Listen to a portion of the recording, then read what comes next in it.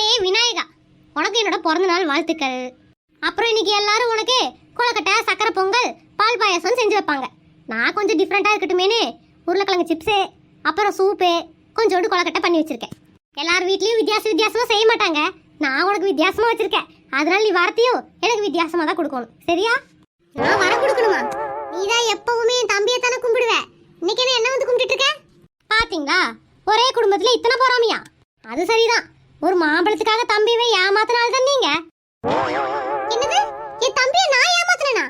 அட சும்மா இருங்க. முருகன் சின்ன பையன் சொல்லி அம்மாவையும் அப்பாவையும் சுத்தி வந்து மாம்பழத்தை வாங்கின ஆள் தான் நீங்க. என்ற முருகனுக்காக குரல் கொடுக்க நான் தான் இருக்கிறேனாக்கும். சரி விடுங்க, நீ பிறந்த நாளாச்சு, அதனால பாவன்னு விட்டுறேன். ஆனா என்ற முருகனுக்காக குரல் கொடுக்கறதுக்கு நான் ஒரு இருக்கிறேனாக்கும் மறந்துடாதீங்க. இன்னொரு தடவை என்ற முருகனை ஏமாத்துனீங்க, அப்புறம் நான் மனசியாவே இருக்க மாட்டேன். என் தம்பியை கூட நான் சமாளிப்பேன், உன்னை சமாளிக்கவே முடியாதுமா. வரத்த கேளுமா தர்றேன். அது என்னமோ விநாயகா, நான் கூப்பிட்டோன்னே எல்லாருமே வந்துடுறீங்க, அது வரைக்கும் சந்தோஷம். இப்போதைக்கு எனக்கு எதுவும் வேண்டாம். என்ற உசனை சந்தோஷமா தான் வச்சுக்கிறாப்புல. ஊரலகத்துல எல்லாரும் பஞ்சோ பட்னின்னு கஷ்டப்படுறாங்க. அவங்களுக்கெல்லாம் பார்த்து ஏதாவது பண்ணு விநாயகா. பண்றேன். நல்ல விஷயத்த தான் கேட்குறேன், நான் பண்ணிடுறேன். அப்புறம் விநாயகா, நீயும் உடம்பு பார்த்துக்கோ. பாரு, சக்கரை பொங்கலையும் கொழுக்கட்டையும் சாப்பிட்டு வயிறு நல்லா பெருத்து போச்சு. நல்லா ஜிம்முக்கு போய் எக்ஸசைஸ் பண்ணி உடம்பு நல்லா பார்த்துக்கணும்ல, அப்பதான் சீக்கிரம் கல்யாணம் ஆகும். ஜிம்முக்கு போய் உடம்பு பார்த்துக்கணுமா? பார்த்துக்கிறேன். அப்பமா எனக்கு கல்யாணம் நடக்குமா? அப்புறம் உங்க அம்மா மாதிரி பொண்ணு கேட்டீங்கன்னா எப்படி விநாயகா கல்யாணம் நடக்கும்? என்ற முருகனை பாரு, 2 கல்யாணம் பண்ணி சந்தோஷமா வாழ்ந்துட்டு இருக்கிறாப்ல.